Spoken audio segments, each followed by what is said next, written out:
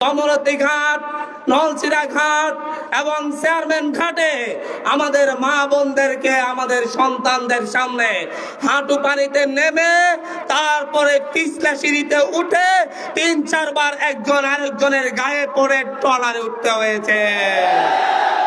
আমরা সেই দুঃসহ স্মৃতি ভুলে যাই নাই।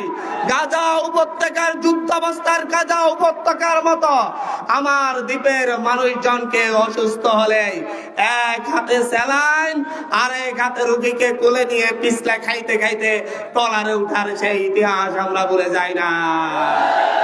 আমাদের এই বাজারের মানুষজন ভুলে যায় নাই, সিএনজি ড্রাইভাররা ভুলে যায় নাই যে সিএনজি ড্রাইভারদেরকে দাঁড় করায়া এই বাজারের মোড়ে 20 টাকা করে কারা নিয়েছে।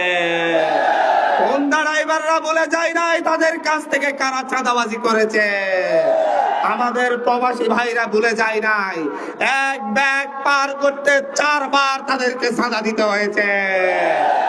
আমরা এই হাতিয়ার মানুষ সেই দিনগুলাকে পিছনে ফেলে আসতে চাই যেই দিনগুলাতে সন্ত্রাসের অভয়ারণ্যে পরিণত করা হয়েছিল হাতিয়াকে। অস্ত্রবাজি মানে রাজনীতি এটা প্রতিষ্ঠিত করা হয়েছিল, হুমকি ধামকি মানে রাজনীতি এটা প্রতিষ্ঠিত করা হয়েছে। আমরা এই রাজনীতি থেকে মুক্তি চাই। আমরা বলছি এই দ্বীপের মানুষ বিভিন্ন রাজনৈতিক দলের সাথে জড়িত থাকতে পারে, বিভিন্ন মতের হতে পারে, কিন্তু আমরা প্রত্যেকে এই দ্বীপেরই নিষ্পেষিত, নির্যাতিত, নিপীড়িত এক একজন মানুষ।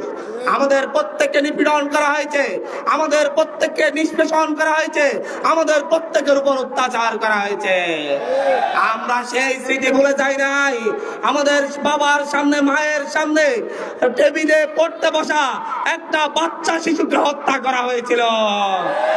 আমরা ভুলে যাই নাই এই দ্বীপে রাজনীতি করতে গিয়ে প্রত্যেকটা ইউনিয়নে 2016-17 সালে প্রত্যেকটা ইউনিয়নে 3-4 জন করে মানুষ হত্যার শিকার হয়েছিল।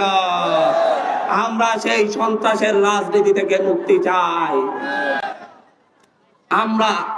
আমরা ভুলে যাই নাই আমাদের ভাইদের অধিকারের জমি 20 বছর 25 বছর ধরে কারা দখল করে রেখেছিল। আমরা ভুলে যাই নাই এখনো কারা বাড়িতে বাড়িতে হুমকি দিচ্ছে। তবে আমরা বলছি আমরা শান্তির হাতিয়া চাই।